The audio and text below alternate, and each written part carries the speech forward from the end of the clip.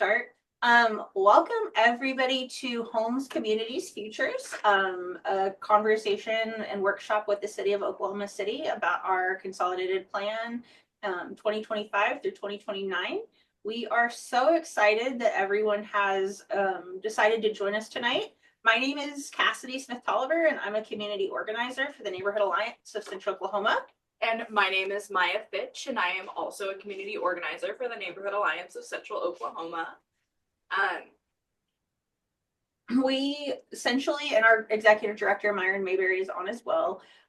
We essentially exist to build strong, healthy, and safe environments and neighborhoods for everyone. We take that mission very seriously, and we believe that everyone should live in a great neighborhood and that great neighbors create great neighborhoods. Yeah, so our mission is to create safe, healthy, and attractive neighborhoods for all. And one of our favorite mottos here is that you don't have to move to live in a neighborhood you love. So you can make your community better and a neighborhood you want to live in.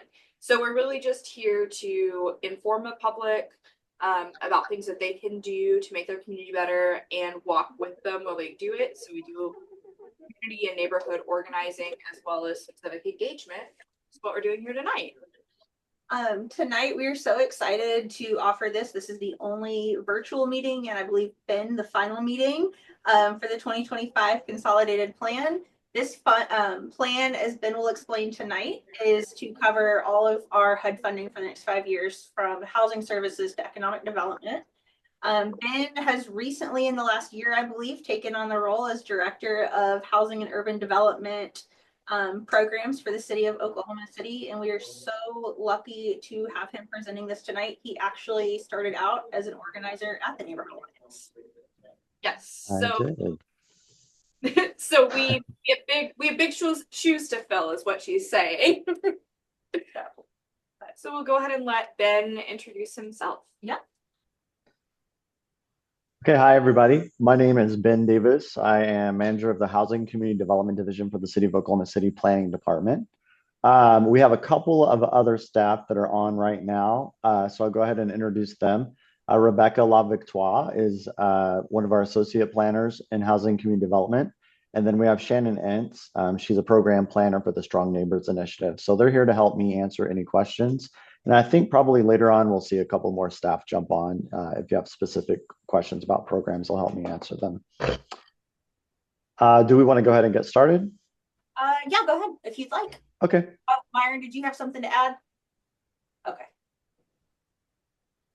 Okay. Let me see if I can share the right screen here. Can everybody see that? Oh, hold on. One more button. There. Can you see it now? Yes. Okay. All right. So let's start off by giving you guys just an overview of the consolidated plan. If I can figure out how to transition, here we go. Our agenda tonight, overview of the consolidated plan, a timeline for its development. I'll provide you guys an overview of all of our formula grants, funding and eligibility, and then past goals and activities that we funded. We'll talk a little bit about some current conditions for housing affordability and homelessness. And then we'll open up for discussion about what you all see as our needs for priorities and goals for these dollars that we get from the federal government. Talk about what we're doing right, what we're missing, and then just share any feedback that you have about our programs or what you'd like to see. So what is the consolidated plan? So the consolidated plan is a guiding document for what activities we as a city will prioritize with our federal funds over the next 5 years. So we're looking at 2025, starting July 1st through June 30th, 2029. So we have these meetings because residents are, by HUD's requirement, they are supposed to directly inform our priorities and goals. So we use the public input that we get from these public meetings that we're holding to formulate the draft of the plan. It impacts our investment in 4 federal programs: Community Development Block Grant, Home Investment Partnerships Program, which we call HOME for short, Housing Opportunities for Persons with AIDS, we call HOPWA for short, and Emergency Solutions Grant, which is ESG. And I'll give you more information on all 4 of those as we go along. So we're currently in the collect input stage of plan development. We'll begin drafting the plan here in the next month and present a draft plan to our Citizens Committee for Community Development in March. Once we present it to them, we'll get their feedback. We'll make any revisions if they're needed, and then we'll present the plan to City Council for consideration in April. Once it gets approved by City Council, then we'll then submit it to the U.S. Department of Housing and Urban Development, HUD for short, in May. All right, so now we're going to move over to an overview of grants. So like I said, we have 4 formula grants. Basically, we call them formula grants because they're based on a calculation that looks at objective measures of community needs, including the extent of poverty in Oklahoma City, our population size, housing overcrowding, age of our housing, and population growth lag in relationship to other metropolitan areas. So the federal government has so much money that they can provide every year to all cities. So they kind of compare cities against each other on all of those elements to see who should get more funding, who should get less funding. So for Community Development Block Grant, CDBG for short, we get about $5 million a year. The CDBG's primary purpose is to provide quality, affordable housing, create suitable living environments, and expand economic opportunities, primarily for low to moderate income families. So we've been receiving CDBG funding for over 40 years. This photo is just an example photo of one of our tree planting efforts through Shannon's program, the Strong Neighborhoods Initiative. So eligible activities include the development of public facilities improvements, housing rehabilitation, funding of public services, and economic development activities. This house is an example of one of our exterior housing rehabilitation projects that we completed last year.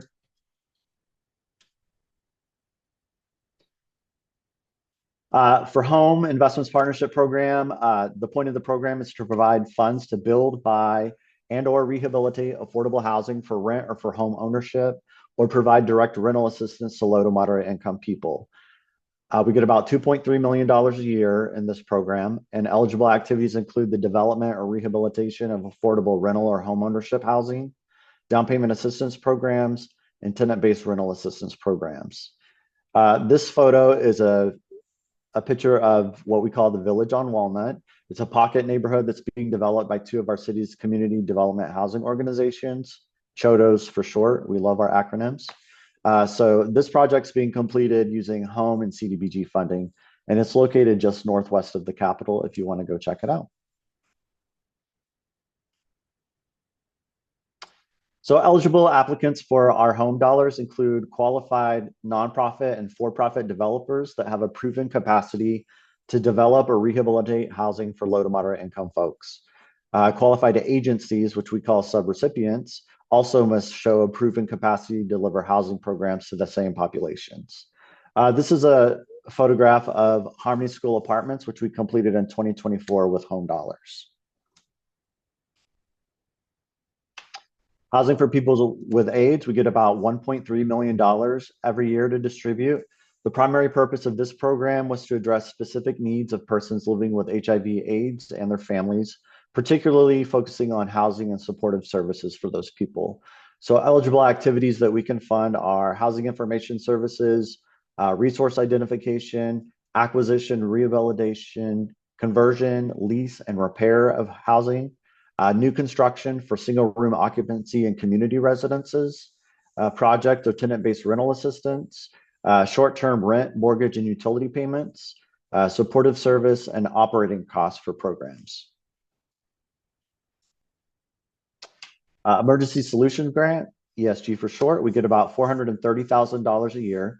The purpose of this program is to identify people experiencing homelessness, including those who are unsheltered and those at risk of homelessness, provide services to help those people regain stability and permanent housing, including operating emergency shelters, providing essential services to shelter residents, and renovating buildings to be used as emergency shelters, and to help prevent families and individuals from becoming homeless in the first place.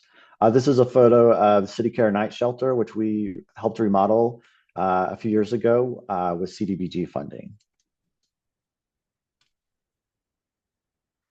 So this is just a kind of a shot back looking at our annual allocations over the years, so you can see we've pretty much remained mostly steady over the years with a few slight fluctuations.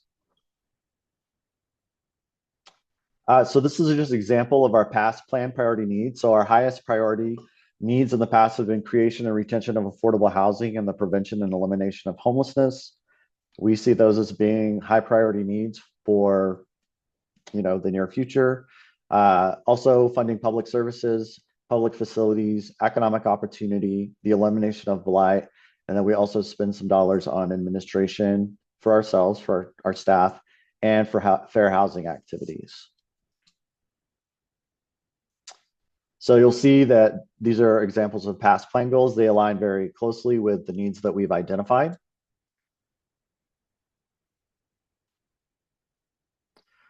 So this is a snapshot of past funding for 2024. I'm not going to read it all to you, but these are some of the goals that we outlined in our previous plan and the amount of money that we spent on those issues in 2024. This is an example of one of our exterior rehabilitation projects. So one thing I wanted to let everybody know that in addition to these 4 formula grants that this consolidated plan covers, the city also receives other grant funding that's not included in this plan, such as Continuum of Care, Homelessness Services grant funding. We get about $6 to $7 million from that program annually. The city is also investing local dollars. So for MAPS 4, if you were involved in that, you may remember that we dedicated $55 million to affordable housing through MAPS 4. In our last bond issue in 2017, we also, for the first time, included affordable housing funding in the amount of $10 million. So we do have other resources in addition to what's being outlined in this plan. So now we're going to move on to some information on current conditions. So we use the term low and moderate income families and people a lot. So I just wanted to kind of talk a little bit about what that looks like for Oklahoma City. So it's defined by HUD. And then the way that people can participate in our services is they have to be at or below 80% of Oklahoma City's area median income.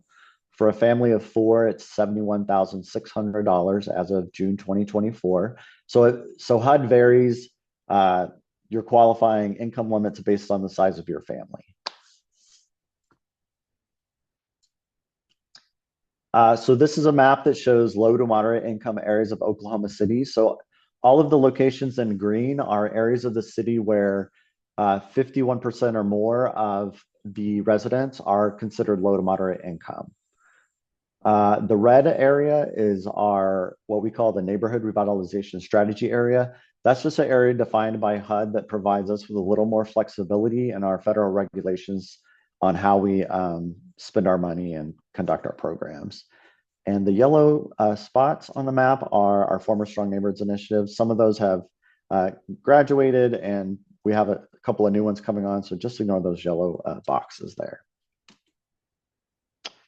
So the next few slides are new information that we just received through our Housing Affordability Implementation Plan that was presented at City Council last week. So I just wanted to add those to this slide deck so that we could talk about those as well. So back in 2019, the city completed a housing affordability study. So the data that you're going to see in the next few slides shows data from that time period, 2010 to 2019, and then how that information has changed over the last few years. So our household growth, back when we did the household affordability study, we had seen a growth from 2010 to 2019 of 20,000 households. 65% of our households were renters, new households. So in a much smaller period from 2019 to 2022, so 3 years, we saw a growth of 27,000 households, and the majority of those new households were owner households. So this shows just trends in housing sales prices and affordability.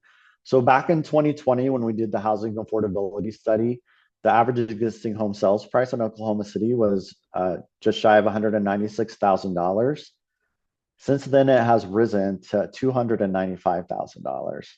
So we've seen a massive price appreciation. In the last few years, we've seen annual average appreciation of home prices of about 11%. Meanwhile, the affordable purchase price for people that are at our median incomes back in 2020, median income was $56,500. So the affordable purchase price for folks making the median in Oklahoma City was just shy of $225,000. So you can see the average sales price was lower than that. So more housing was available to more people making the average income in Oklahoma City. Now we have a problem. Our average sales price is about 295,000, but our amount of house that somebody making the median income in Oklahoma City, they can only afford to buy about $217,000 worth of house. So you can see we're having a affordability issue now.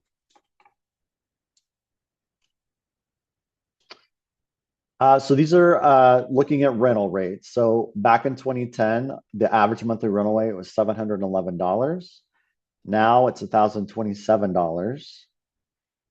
The affordable monthly rental rate back then was $547 based on a 60% of area median income, because we find that renters are typically lower than the area median income for Oklahoma City.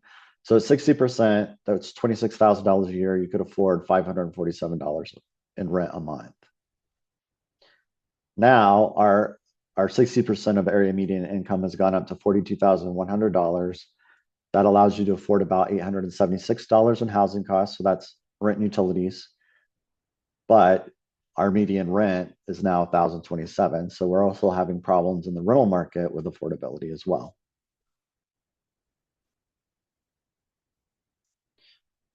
All right, so now we're going to talk about housing cost burden.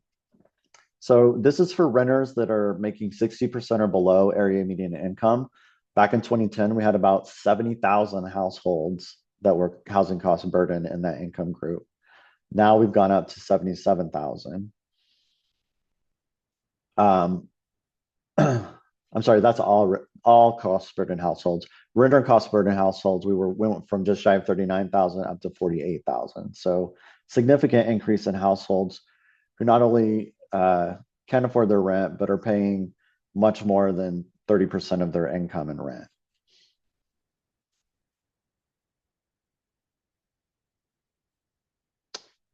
And that last line here is cost burden households that are renters who are making below 60% area median income. Sorry, these are newer slides, so I'm a little rusty on these.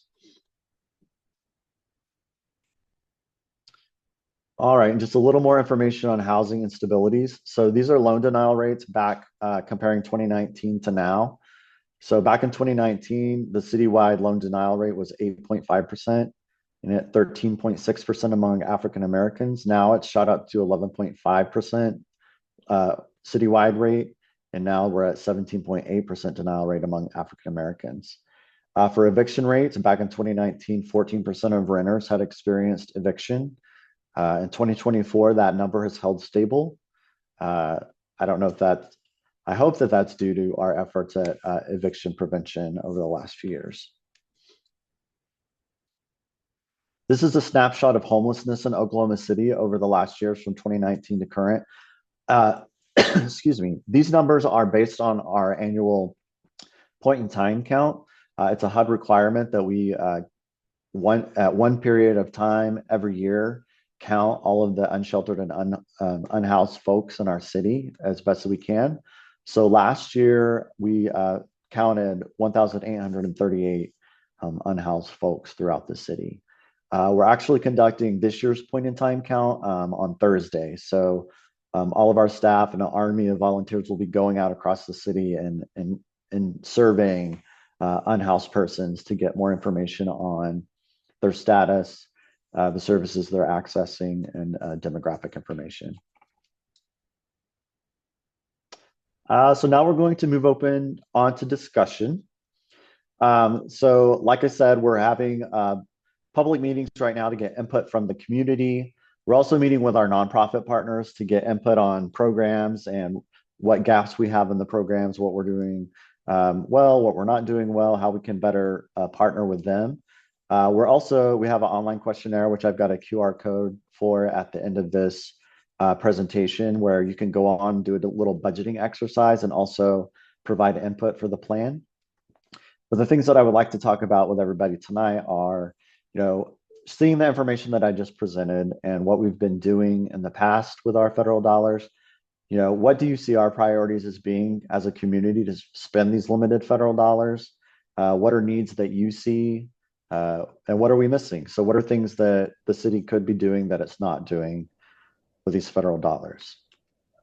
And on that note, so to speak, if you could raise your hand or type it in the chat box, that would help a lot. That way we're having one person speak at a time. And I'm gonna let you do that, Cassidy. Yeah, I can handle that. Okay, great. Hands pop up yet on the sidebar.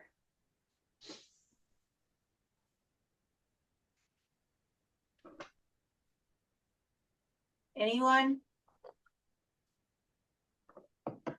Do you need more volunteers for the survey, the point in time survey? That is a great question.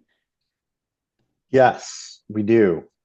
There is a website to sign up, but I need to find it real quick. If you will give me a moment, I'm gonna stop sharing my screen so that I can find that information real quick.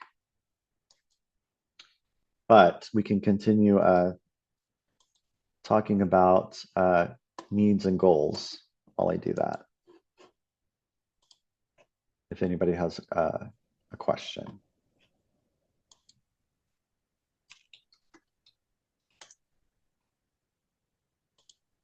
Oh, he's pulling up the website for it right now. The point in time survey volunteer sites. Does anyone else have questions? Don't all rush at once. I'm gonna Google this to see if it. Oh, thank you, Rebecca. She just Googling it. Oh, did she? Thank you so much. It's like that link is really long. But like I said, I'm kind of tech challenged and old, so I didn't think to just share the link in the chat. Thank you, Rebecca. What is the No best? problem. Oh, sorry. So Azure just asked, what is the best way to accomplish filling the gap in need on affordable housing? Do we need landlords to get more education, or is that small scale? A lot of things. So we need more landlord education. We need to do work at the state level to improve tenant protections, the Landlord Tenant Act. We need to expand our resources to be able to develop and rehabilitate affordable housing. I think if you guys read the housing affordability implementation plan, it provides kind of a game plan for all these different resources and efforts that the city needs to pursue. So my division and the planning department in the city at large is tasked with implementing this plan. So Rebecca, I'm not sure if it's posted online yet, but can you kind of look for that, Rebecca, and then post it in the chat if there's a link available yet? Yeah, I can share the file in the chat. Thank you. Landry from Oakmar asked, how do you get the word out to folks and let them know these funds are available for home rehab and other programs these grants fund? So we do some marketing through City Beans, so like city social media, city website, the utility mailers. Our service providers that we work with also do marketing. I think there is more that we can do as a city to be more proactive. I know that Neighborhood Alliance provides that information through their various workshops, but I feel like there's more that we can do. So that's some of the things that we're going to be exploring as we implement this plan is how can we do a better job of marketing the services that we have available. I think that Oakmar is definitely a partner that we need to engage with because they're obviously the ones out there talking to the folks who are looking for housing. So definitely would love to continue that conversation with Landry and other people there. And some of those, Ben, if you don't mind speaking to this, some of the grant funding for things like home rehab are targeted a little more specifically through some S&I programs, correct? That's true.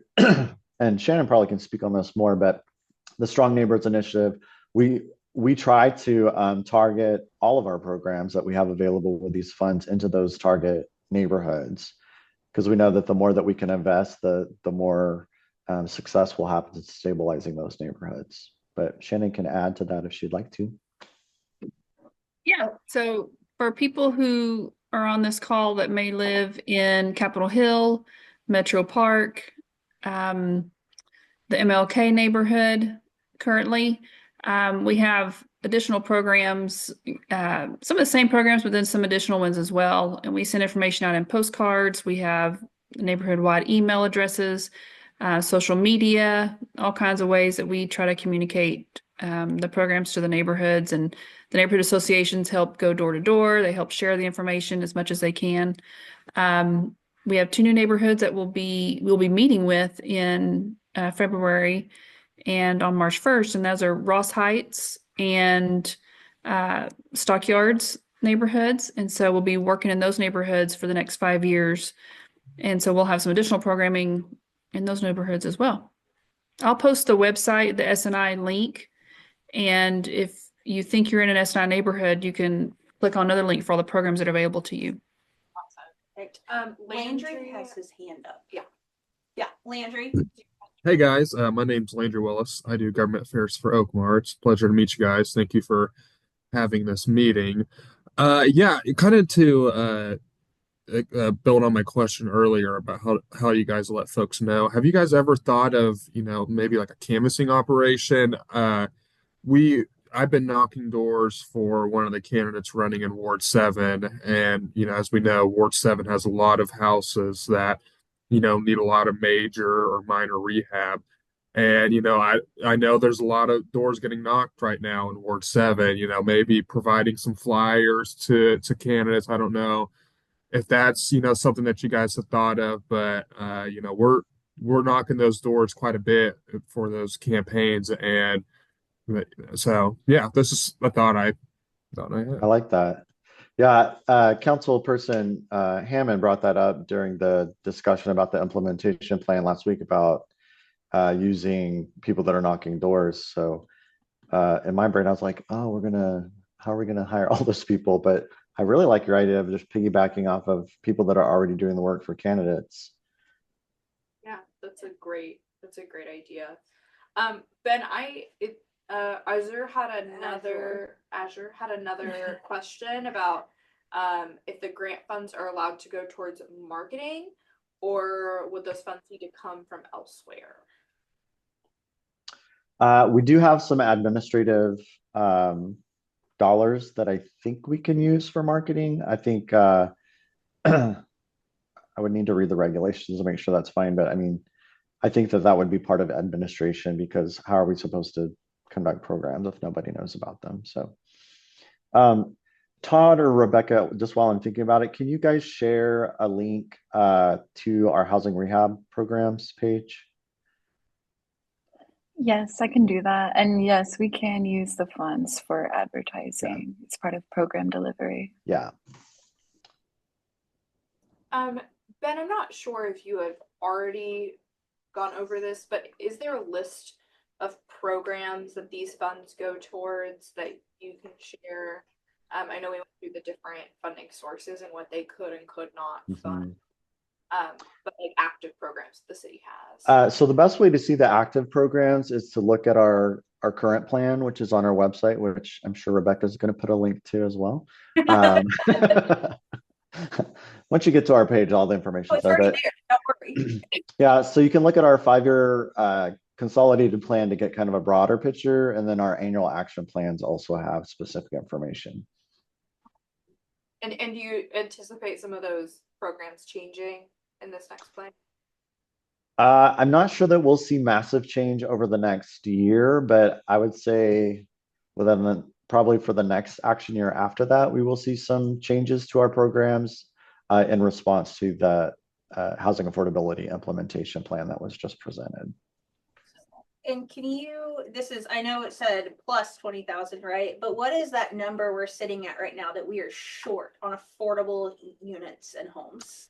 About 44,000 units is what we lack. And that's not just a combination of new units that's houses that need to be rehabilitated or families that need down payment assistance. It's kind of an umbrella picture of everybody that has affordability issues. And then we've talked recently. You had a number about do you have that recent number on homeowner versus renter at this point? Sorry, strong water. So what are you asking? Like, what is the makeup of the city right now? Yeah. I think over the last few years, we finally flipped to where we are majority renter. I don't know the specifics. Shannon or Rebecca might have that information, but we're majority renter population at this point, I believe. Does Rebecca or Shannon, do you have the answer to that before we Move on. It's very close, around 50-50. Ben's right, though. I think we just went over the 51% mark on renter versus owner. That's not necessarily a bad thing. I mean, sometimes people worry too much about, or not too much, but they worry about the stability that owner occupied is much better than, but it's just very different for Oklahoma. Some cities and states are majority renter by far. This is really the first time I think that we're experiencing that here in Oklahoma City, so it might be a little bit unsettling for some. But generally, most large cities have a lot more renters than they do owner occupants. Thank you, Shannon. Landry had another question. He asked, do all the grants from HUD usually get used up? If they don't, do you have to return the money? Eventually we do. The different programs have different timelines for how long we have to spend them. So for instance, community development block grant, we have, I believe it's 7 years to fully spend out an annual allocation. So we program all the funding. If some of the funding doesn't get used within the program year, then we either extend that program, in the next budget or reallocate the funding to a new project.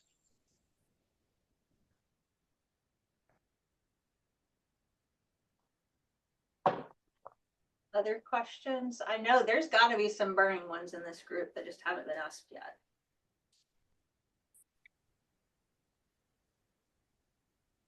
All right, my mistakes. I was not able to listen to the whole entire thing. This is Jessica Thompson here. Ben, I've got a question for you. For the housing rehabilitation grant money, have we been able to utilize much of those funds this year? I will let Todd Smith talk about that. He's our housing rehab manager. He's on with us. Oh, okay. He's able to. Todd? If he's still here. Oh, he's here. I know. Okay. Well, I'm trying to remember. I just did a presentation on this. I'm trying to remember how many homes we've done so far this year. Oh, here he is.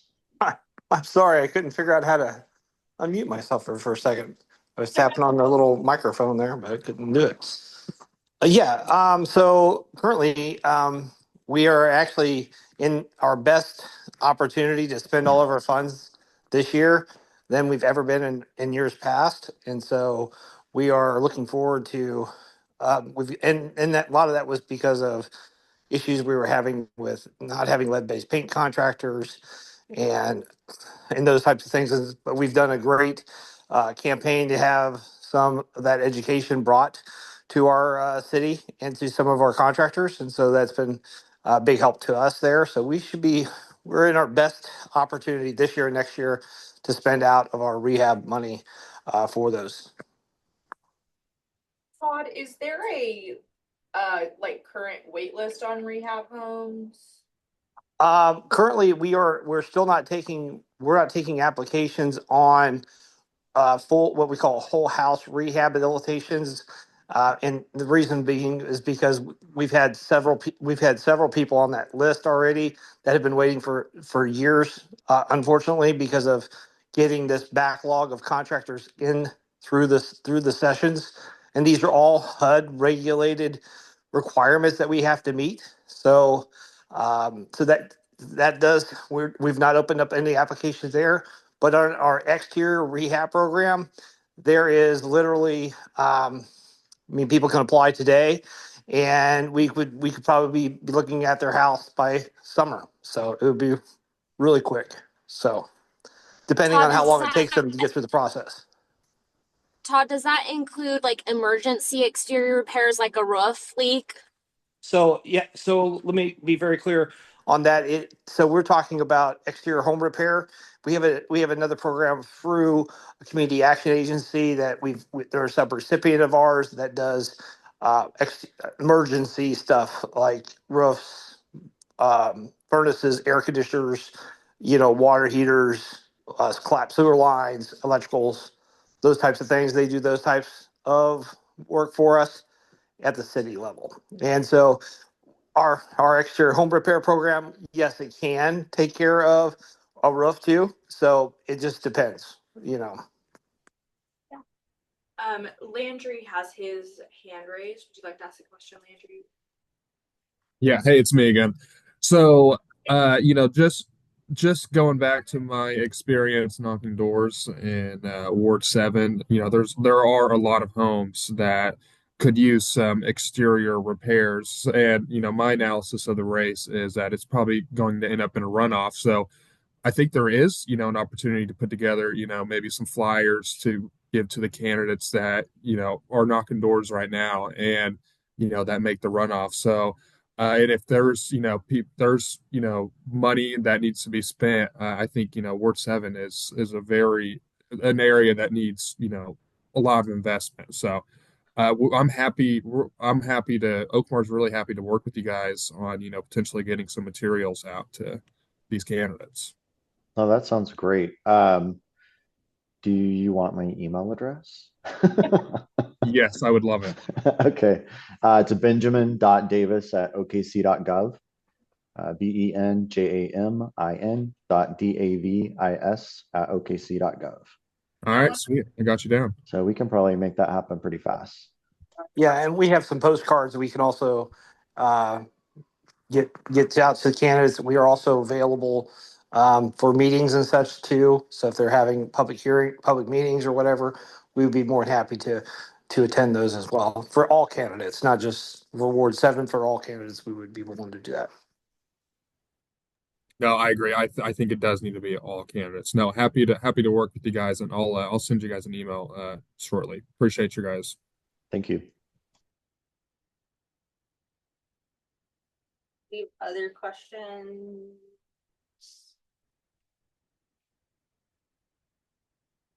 I know, Jessica, we were talking about strong neighbor. Oh, just kidding. Todd, in regards to, it's a question from Jessica. Todd, in regards to the emergency repair, do they have to go through environmental review through SHAPO? SHPO, yeah. Oh, that's what I thought. Want to make sure. It's okay. Yes, every dollar that we spend has to go through an environmental review. So before projects can even typically we don't go out to bid until we know that it's passed all the environmental reviews. We've talked a bit just while we wait for more questions because I haven't seen any hands raised. Jessica, we talked about SNI earlier. Jessica actually lived in one of our city's first SNIs. And Jessica, do you have any feedback or anything along those lines about how SNI helped change your neighborhood and get it to become not just a place but a place?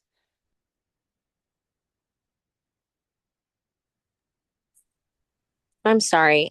My phone jacked up on. I could not hear what you said. You're fine. I said, speaking of we talked about SNI earlier. Jessica, you were in the city, one of the city's first SNIs. Can you talk about what that looked like for your neighborhood and what those HUD dollars kind of did? Oh yeah, I mean, S&I was a godsend. Um, that program really helped bring the community together and empowered the neighbors to be able to understand what they can do in their community and work with the city, make goals on what they wanted to achieve with the extra funding that we got. And so, yeah, I mean, S&I was a real game changer for our neighborhood in the class of 1010.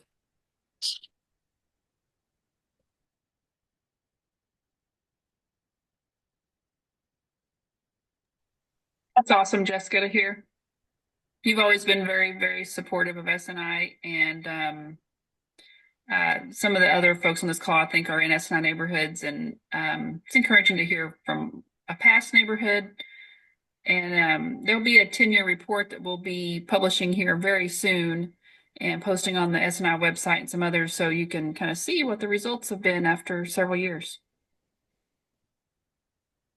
Amazing. That is phenomenal. And personally, we get to see every day that when we work with SNI neighborhoods here at Neighborhood Alliance, what those HUD dollars can do for individuals and for communities. And so SNI is really one of the successful programs of Oklahoma City where you can see some of those dollars spent.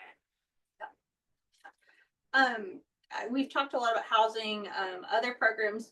This would include that they definitely want feedback, not just on, right? We're taking questions, but they would like feedback. Thank you, Azure. But they're also talking, I know Ben talked about things like homelessness services and economic development. So if there's feedback that you might have on things along those lines or questions you might have about those funds, I know that Ben and his team are more than happy to discuss those as well.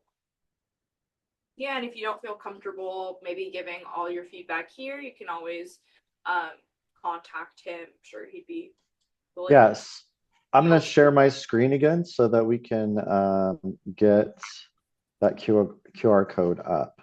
Hold on just a second. I'm a little old here. One moment. You're not old. I am, but okay, let's try this again. And I need your skincare routine, Please. So This is Carolyn Sims. Carolyn. Hi. I have a couple of questions on and I'm sorry I came in late. On affordable housing, have you all discussed some alternative ways of using the money for affordable housing?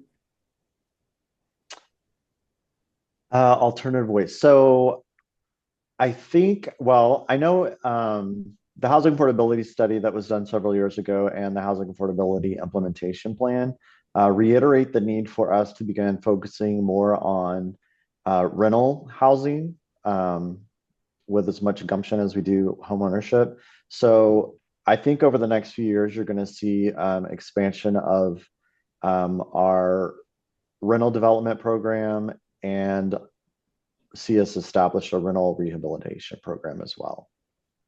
Well, I just, and this is something that the realtors are working on, is the accessory dwelling unit Yes. ordinance. And I'm wondering if there's something that we can do in conjunction with that. And part of our philosophy has been that as people are getting older and are in these bigger houses, that they could do an accessory dwelling unit that they could move into and then rent their primary home. So just a little seed for thought. Yeah, I mean, I've thought about that. We had somebody at the last meeting that was kind of upset about the ADU ordinance. And I tried to explain to him, I was like, this is an opportunity for people that don't have a lot of income, that if they're able to get the financing to build an ADU, then they can increase their income stream by renting that out or moving into it and renting out their big house. So I really, that is something that's on my mind. And I think that that's something that we'll explore as we move forward with the implementation of the housing affordability plan. Right. Yeah. And me and Cassidy can speak a little bit to the process of that ADU. We don't know of that ADU ordinance. We don't know for sure if it is going to be implemented fully. There's been some changes made to it. We have a workshop coming. We do, that. yes. I was gonna say we have a workshop for specifically it's a code update workshop. And that is coming up, and it'll cover the ADU ordinance and then short-term rental ordinance, and it will be with the planning department of Oklahoma City.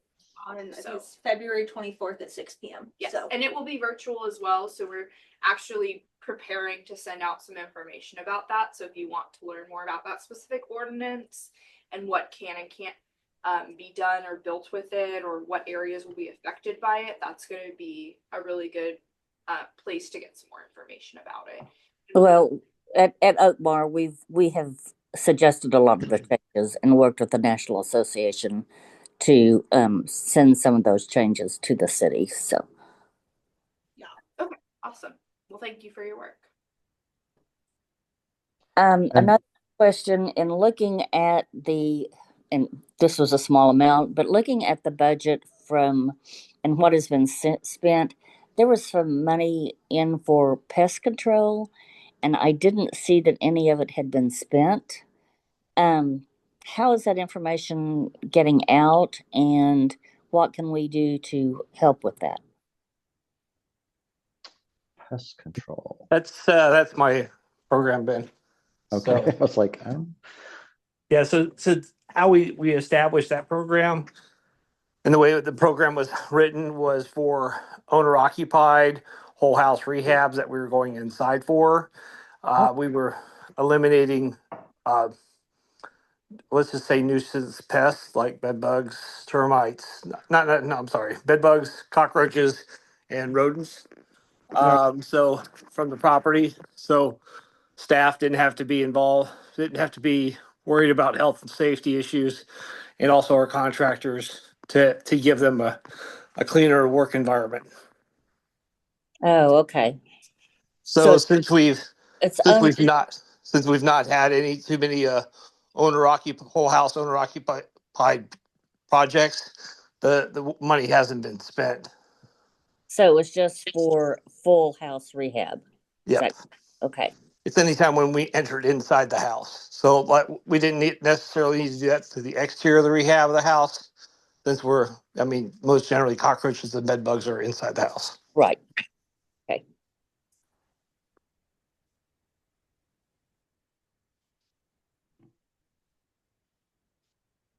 Carolyn, did you have another question? My brain's working slow. I'll let you know if. One of those days for me too. Yeah. so just one thing that popped into my head while Carolyn was talking of one of the things that we're doing here in the next probably 6 months is we're going to begin working on an advisory group for the housing affordability implementation plan. So I think there is was definitely a place at the table for Oakmar as a part of that group. So I just wanted to put that on your radar that at some point I will be reaching out to you guys for participation in that group.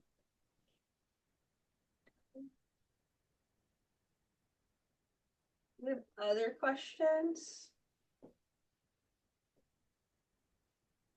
Again, it doesn't just have to cover housing, it can cover rental, homeless services, or economic development.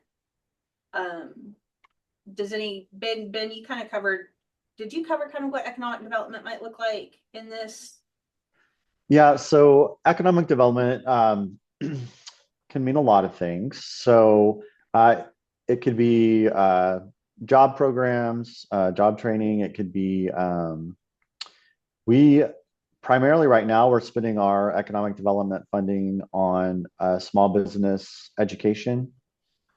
So we fund something through a community action agency for small businesses, people that want to start a business to take a course and get trained on the basic aspects of running a business.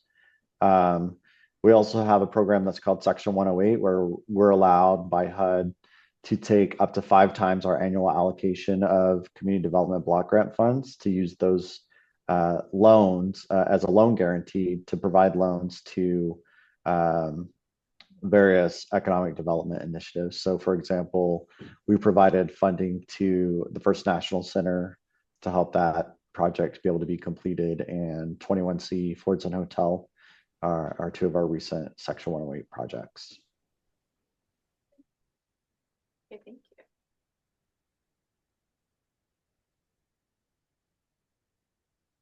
Do we have any more questions? We have a little bit of time left, so if you guys have any questions, now is the time to. Oh, we've got 2 who Yeah, this is Brian Carroll, First United Bank. I have a question for you, a couple of them. The type of services, has this been taken over to the Oklahoma Housing Finance Agency self-sufficiency class or section, I should say? There's Section 8 housing from rental to owner occupied. I guess, can you clarify your question? Okay, all this information that you have as relates to renovation, things like that, have you sent that information over to the Oklahoma Housing Finance Agency's Section 8 self-sufficiency section, where there are Section 8 folks that are moving from rental over to home ownership, especially the rehab piece? I don't know if we have with OFA, but we have with the Oklahoma City Housing Authority. Okay, I'll send you the ladies' information that are over there. I do a lot of those type of loans, Okay. and it is some of them have totally moved off of Section 8. Now they're on their own, but they still get hit with those repairs. And if I remember right, community action agencies, emergency repair, you've got to own the home for a certain length of time before those kick in. So having any type of knowledge outside of that would be helpful. Also, the monies that are available, I've heard owner occupied and rental, and you'll forgive me some of the times I was taking notes. So is any of these monies used for rental property? Yes. So right now, in previous years, we funded rental development of units. We have not in recent years spent funding on rental rehabilitation, but that's one of the things that we are looking at in this plan. On the rental part, since that is a business for whomever is receiving the funds, is there a repayment back for it? Because the rental itself is a business versus, say, an owner occupancy home. Right. That's one of the things that we would have to look at is how we would handle the affordability requirements. I'm sorry. Yeah, if it's a business receiving funds like that, makes me a little concerned spending money on it, especially having been in the industry since '88 and seeing the outcome of 2020 to even present, where you can go back to '07, where investors were buying first-time homebuyer houses and crushing the affordability to make them rental properties, and taking our home buyers that are trying to start their wealth to build it, having to go 1 to 2 levels higher in affordability, trying to accommodate that. And if we're spending money on helping the rental population, we're defeating our purpose of helping our citizens build their wealth that are just coming out of the house. Or maybe they ran into a financial problem and now they're having to come back and restart over. They don't necessarily always have that opportunity because they're competing against those other folks. Right. I think those are probably some of the reasons why the city hasn't tackled rental rehabilitation, is figuring out how to manage affordability to make sure that the unit stays affordable. How do we monitor that over decades? I mean, because once we invest that federal dollar into a rental property, we have monitoring requirements for 20 years that we have to figure out how to manage. I think another thing is probably the city's leadership's focus on home ownership over the past decades is probably another reason why we've probably turned more towards home ownership. But this implementation plan has shown us that we have a higher renter population. We have needs in that area. So we, as a city, need to look at it to figure out, is there a way that we can effectively meet those needs while still assuring affordability? Question would be is how much have we lost in affordability for home ownership because of the amount of investor purchasing? The reason why I say it like that is during last several years, last 5 or 6, 8 years, there are people I've referred over to our bank side, from the mortgage end of it to other entities for a line of credit.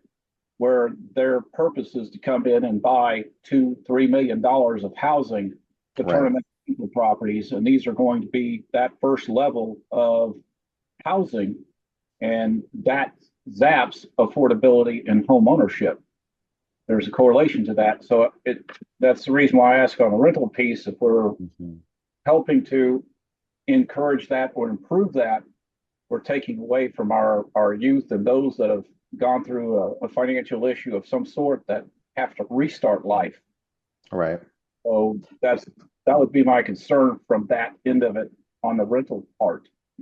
Yeah, there was a robust conversation at City Council last week when they were discussing the implementation plan about, what can we do as a city to help influence the investors that are coming in and buying up rental properties and kind of taking them off the market for affordable households that need the affordability.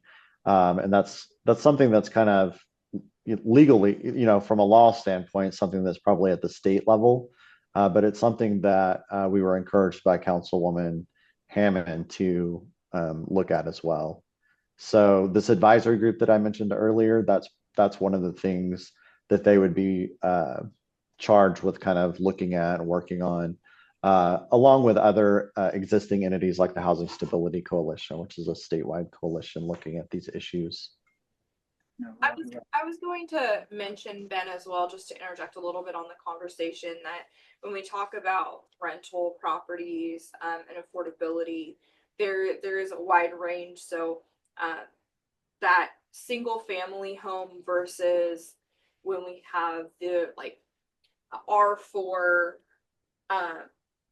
apartment complexes, we don't have that in between as much, or of the duplexes and the quadplexes and the townhomes. That's something we're missing in our housing market in the city. And so looking at, when we think about rentals, it's not simply buying up homes and renting them out. There's more options and more ways to infill that. And so that could be something that our citizens just don't know about and need to know. Mm-hmm.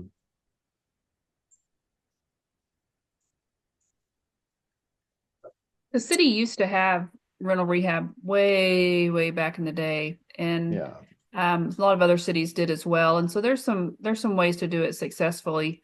But I think Ben is right, that I think having this advisory committee to help advise on how to best lay that out. Because Brian, back 25, almost 30 years ago, in another city, we had a rental rehab program and the banks participated in that. So the borrowers had to borrow half the money from a bank and half the money from the city to do the work. And so it was a real partnership type of program. And that's probably what we'd be having to do with this, because we just don't have the dollars to be able to handle probably what would be needed. Shannon, what did that success look like? Did we see units stay stable at a level? Did we kind of see them kind of balloon towards that last 5? Do we know, obviously with a 20-year record, do we know what those apartments look like now as far as pricing? No, I don't have any data on that, but I think for the most part those were smaller landlords that maybe had 1 or 2, maybe 3 properties. And, it wasn't, it was, I wouldn't say it was hard to administer, but when the city went in to say, here's what you need to do to meet the housing quality standards, sometimes for landlords, that seemed a little bit too ominous. They were thinking they were just going to upgrade one thing, but in order to receive our funds, our assistance, they would have to bring the home up to housing quality standards, which sometimes they just didn't want to do that. So we focused on safety. That was affordability and safety were our 2 main things. And this was in a university city, so you can imagine what the conditions of the rental properties there. So it was, important that from the city's perspective, keeping with, the role of a city government is safety. And so that was our main focus, was making sure the homes were safe. And we had participation from, several, I wouldn't say it was hundreds, but it was definitely dozens of landlords who participated in that, and we gave them 5 years to pay off their loans, and it was a good program. But again, that was a couple decades ago, and so but there it would require most likely some sort of community partnership. Properties where they're receiving funds, if they're paying it back, that Oh yeah. if they're not paying it back, then we're defeating our purpose of trying to find affordable housing. Because affordable housing, yes, you could have it as rental. People, not every person is going to have where they've got the credit for it, or they've got the income for buying a house, or simply they're just not built for owning a home. But if to be on the end with mortgage lending here, saw it in Colorado when I was at another bank and we had branches up there. The affordability to buy a house when you've got so many competing investors with a lot of ample uh, ability, financial ability to buy it, outbid, it took a lot of people out of the equation and dropped out a lot of people for that affordability. And now my son sees it because he has a job. He's lives in California. In fact, he's just a few miles away from the Palisades fire. Affordability out there is almost unreal, and everything that he can go find is mostly rental. So there's no opportunity for him to buy a house, and that's before the fire happened. The good things from that end of it, based on what I've seen from clients over the years, is I try to help them buy a house and they keep having to go higher and higher, and they can't afford it when they go higher.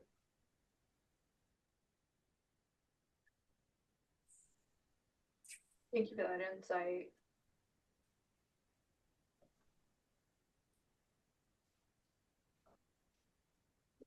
Thank you, Shannon. Yeah, thank you, Shannon. Carolyn, did you have another question?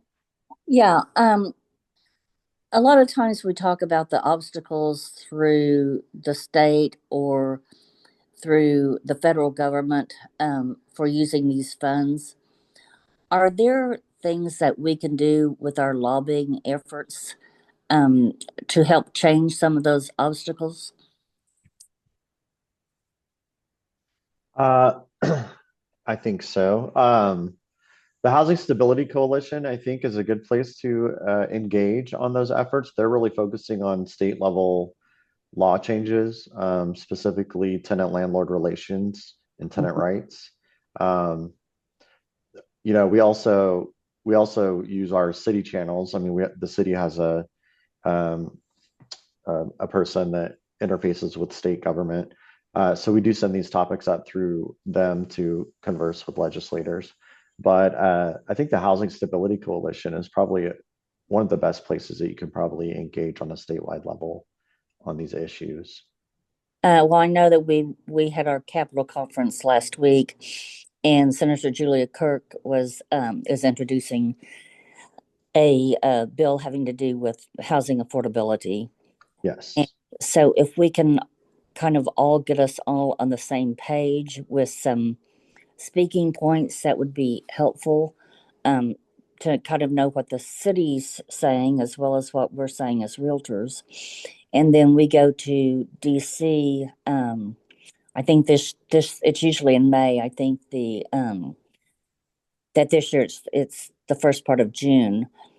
But if we can work together on some of those points so that we're all kind of on the same page, that would be helpful. Yeah. I would recommend reaching out to Senator Kurt's office and getting engaged with her on those issues. She is very interested in affordable housing, tenant rights, um, homelessness. So she's definitely the right legislator to speak with. Well, and yeah, and we do engage with her. So Okay. thank you. You're welcome. Landry just raised his hand. Ben, kind of building off what Carolyn was mentioning, federally, you guys are the one that administer these funds allocated from HUD. Federally, what are some things that could be changed to make the program more efficient, less hurdles? What are some things that we could advocate for federally? Uh, I think federally, more more resources for these programs, and also I think enhanced flexibility on the regulatory requirements. We have a lot of, I mean, one thing that's kind of a continual point of pain for staff and for people that we work with are all of the requirements that are put on these programs as far as um, I don't, I mean, they're not bad regulations. They just really bog down the ability of people to be able to say if you're building four homes or a small apartment unit. It just makes it a lot harder for smaller scale people to get involved in these programs. Um, so I think having some more flexibility on wage requirements, like there's a requirement by America that you have to buy all your construction materials for infrastructure projects. So if we're doing a small neighborhood project, that makes it more difficult for us to be able to like find contractors who are willing to go out and source all of their products that they use from United States vendors. Seems like it would be easy, but as you may know, like there's not a lot of things that are built in the United States anymore. Um, so it makes the project a lot more complex for the people that we're working with.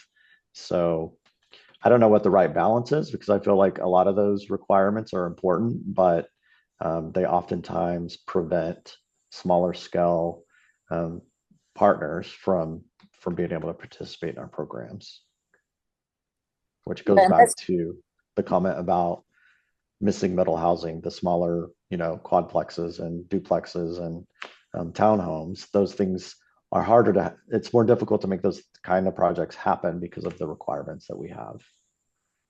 and I think that sometimes we don't know the requirements that we could be asking that be changed. I I have several investors that I have talked to that are interested in doing some more affordable housing. However, when they start looking at requirements, they're just not willing to go through all the hoops. So, Right. And I think Another that's, good oh, I'm sorry. oh, I was just say that's another place where I think the advisory group will come in handy is being able to have those conversations with people who want to participate in our programs, but haven't, that we can identify those reasons and then use those as talking points when we talk to lawmakers. Think another good example of regulation that kind of gets in the way sometimes is, and maybe just people may not be aware of this, but for example, if we were to incentivize or subsidize the construction of, let's say, a quadplex, and we wanted it to be affordable, or maybe we wanted to mix it up because that's generally the best thing to do is you don't want to concentrate poverty generally. So we want to build, some market rate and a mix of affordable. If we put in, let's say the project needs an alley access for parking, or if it needs, some additional infrastructure work. If we put a penny of some other dollars, some other federal dollars into that project, let's say let's just, I mean, maybe it's a little bigger project, but either way, we have to then make all the units affordable if they're part of this project. And that's not the best example, but that gives you an idea that anytime there's federal dollars involved in these projects, um, there are certain reasons why we can or can't do something. It causes us to have to, for example, that would no longer be a market rate project. It would have to be all affordable. And that just it gets complicated. When we built some houses along Euclid, Northeast Oklahoma City, that project, for example, the street that it was on, the street's very, very narrow. And a partner of ours built houses all along that street, but they needed alley access parking because the street was just too narrow for people to park on the street as well as on the then we didn't want to just fill up the whole street full of two-car garages or driveways because that doesn't exist in Ward 7. That's just not something you see, and it would just change the whole landscape of that street, right? Well, we put in the alley, but we also knew as soon as we did that, that more 51% of the homes on that street then had to be low to mod income. So they had to be built for a price that low to mod income people could afford, which was very, very difficult. And so anytime we do something, there's going to be, some repercussion, or at least it's going to make selling the homes maybe a little bit harder, and maybe a little bit harder for our builder developer partners to complete the project. Anyway, just want to add that as a couple of 2 cents, that it gets very difficult to build affordable housing with this type of federal dollars, unfortunately. So do we need to lobby our congressman and HUD to be able to be able to do some mixed pricing on these projects? And Ben could help answer that, but I think it's going to take, I think, some larger conversations using this housing affordability implementation plan recommendations and this, advisory group, and working with our lobbyists, and just, I think at some point it could go up further to, legislative leadership. But I think as a community, we've got to figure out what we stand for and what we are willing to stand behind when it comes to some of these regulatory changes that we may want. Because sometimes you don't want there to be less regulation, because then you get what you get. So you've got to, it could backfire. So you really want to really think about these things and these regulations and what could be the impact of changing some of them. Well, but as you said, we don't want to concentrate poverty, and it feels like we've been doing a lot of that. So yeah, it may not necessarily be eliminating a requirement, but just making sure there's enough flexibility in it to where it doesn't prevent good projects from being able to happen. Yeah, I think flexibility is the right word. It's not elimination of a lot of them. It's more of the flexibility. Yeah. Yeah, and I would probably add, like, in my world, it's like there's stagnant regulations in that get in our way a lot of times. And what I mean by that is like lead-based paint rules and stuff like that. There's certain thresholds, you have to do certain things. And those rules have been set in the 90s, and it's set by project cost. And so obviously in the last 5 years, project costs have done nothing but go up, but we're still limited by 1990s pricing of project cost. And so those things just don't age well, let's just say. And I think that's probably the best way to say it. So yeah, there's limitations there as well. But those are the things that I struggle with. I mean, I'm still contained into a 1990s pricing structure. You really are. that's a good point. It makes it very difficult to do your job. And I know, Shannon and I have talked about this several times, but just the cost, right, of building housing, and those phase 1 SNIs. So your Classens North Highland Park, your Culbertson's East Highland, and your Classen Tenpin. You were able to build housing much, much easier than we've seen recently in SNI. Yeah. Well, and the other thing would be is like, if we go into SNI, go into houses that are vacant or that may have lead-based paint to them, we have to do much, much more stuff to those houses than and obviously a new build would do. And so then the regulations, dictate a lot of those things that we have to do. Not to say that mitigating or abating lead-based paint is not a thing we shouldn't do, but when it's set, like I said, back in the 90s, when you would never have gotten to this point where you would have to abate lead, it makes it just so much difficult, and you just limit the amount of people that you can help with those requirements. Yeah. not to pile on, but I just thought of another reg. That always gets me, and Todd will appreciate this, is we have a program, we work with Community Action called Emergency Home Repairs that you guys, someone mentioned earlier.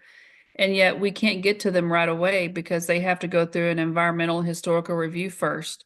And even if it's something very simple like a roof, we have to go through a rigorous at least 30 to 60 day process before we can even help them with that. If they have busted water lines, sewer line, we have to wait to get all those things done, the reviews done before we can actually start. And go to contract with the homeowner. So there's things like that where we would love to be able just to jump in and help, put on some band-aids on on problems, but we can't because of some of the regulation. And by the time that we get to a homeowner, the major damage has snowballed into, or the minor damage has snowballed into a major problem. And that's very frustrating for homeowners to understand and for them to go through. Amen. Absolutely. I know, and that's one thing Ben and I talked about recently, jokingly after, the city sent out the letters about, the lead pipes and the reporting. And I looked at him and I said, well, does that mean that like we're looking at lead pipes now as well when it comes to home rehab? And that was something that he said he was sure the regulation was just coming sooner rather than later. So definitely we know that it has become very difficult. Landry asked if that was a state requirement or a federal requirement. And I believe he's asking about the environmental study. Oh, yes, yeah. It was And that Federal. Federal.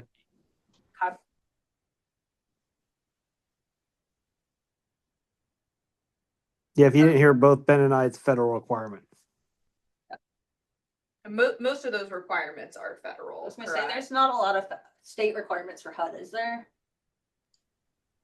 No, it's all federal. Yeah, there's some of the State Historic Preservation Office, which was that SHPO acronym earlier. There are some things that for Part 50, we call it Part 58, which is the regulation that they have tacked on as part of their policies and their procedures that are probably a little different than maybe some other states. I don't know, but most of them, like they said, they're almost 99.9% of them are federal. I did talk to Kevin Hearn's staff when we had a meeting with him about some of this regulation on using these funds, and they told me that they were trying to work on some of that. So I don't know.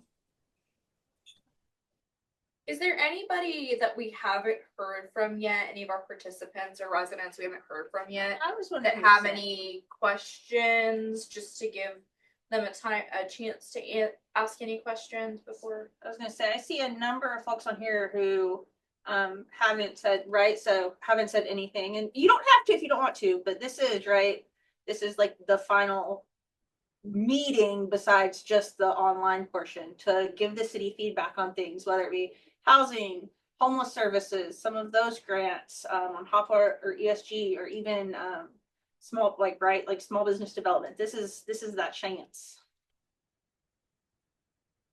Kathy said, I'm just listening to learn where we are and see how I can help move forward. Well, thank you. We appreciate you being here. That's very important. Thank you, Kathy.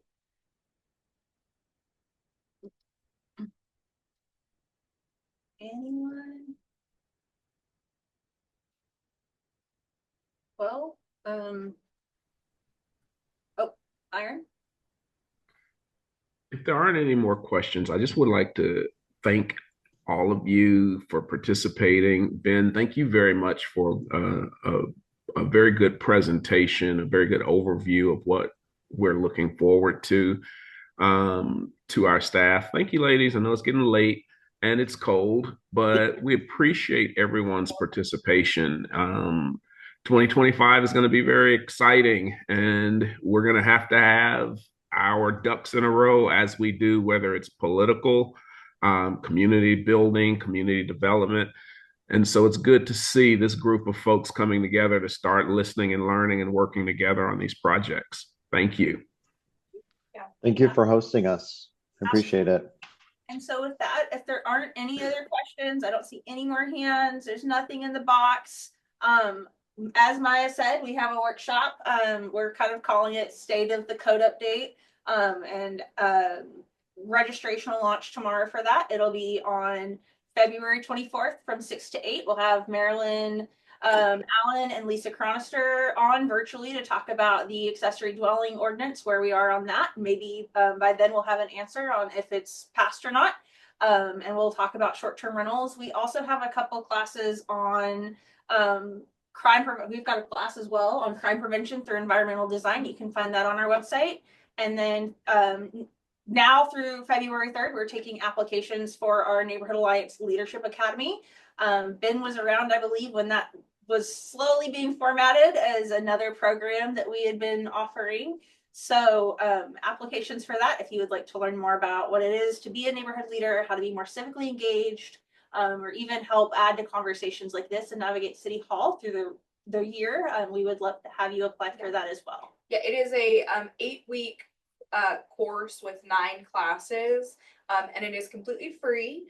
And the classes will typically happen on Thursday night, 6 p.m. at the ACOG building. So we try to make it as accessible as we can.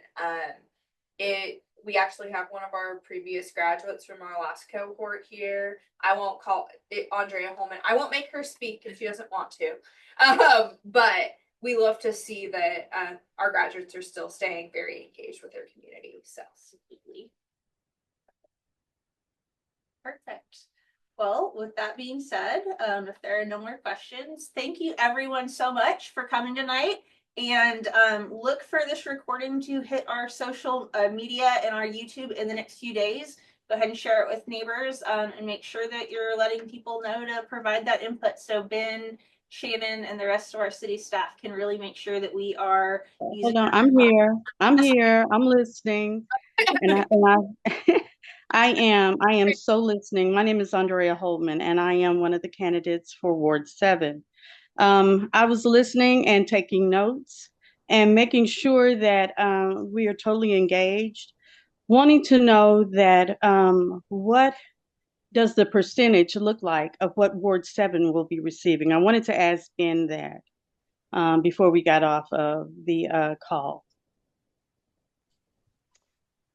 We don't necessarily divide it up by ward. But we do have the neighborhood revitalization strategy area that I mentioned. We do have a requirement to spend 80% of our CDBG funds in that area. So that's wards 2, 6, and 7. But we kind of basically most of our programs are application based. So people can apply from across the city. And then S&I, of course, has a process for how those neighborhoods are selected as well. Right. I would like to also ask if we could have a conversation about our neighborhood being involved in that, because we do have quite a few things that we are really and truly working towards. So I would really and truly like to become more familiar then with what you're doing. Okay. I would be happy to talk to you about that, or Shannon, that runs the program. What neighborhood are you located in? I am located in Park Estates North, Cashins Okay. Wildwood. Yes, Okay. I am. And so, like I said, I would really and truly like to know more about what is going on and how we can collaborate, and so that it can be a more, a more adhesive relationship that I would like to see happen, because there are more things that we could bring to the table of knowing what to do and what information that we need to have. So that's one of the things that I would love to discuss. And I don't mind passing out any flyers whatsoever, nor taking them to our community meetings that we have. that's wonderful, Andrea. And I'm sure we can get you in contact with Shannon. I know that the most previous or the next S&Is to roll on have already gone through and been accepted by the city. So I It's don't believe. also an application process. Yeah, there's a long Right. process. We can always talk with you individually more about that. I believe it won't be until a few years from now until they start accepting any more SNIs. So we can get you with Shannon for more. Okay. Well, thank you, ladies. I enjoyed it immensely. Yeah. Thank you so much for coming. So, okay. Well, if with that being said, unless anyone else has something to add, we are going to end things now. So thank you everybody for coming tonight, and be on the lookout for our recording of this dropping hopefully this week. Thank you. Thank you. Have a great Thanks, day. Cass. Thank you much, Cass. Guys. Thank you.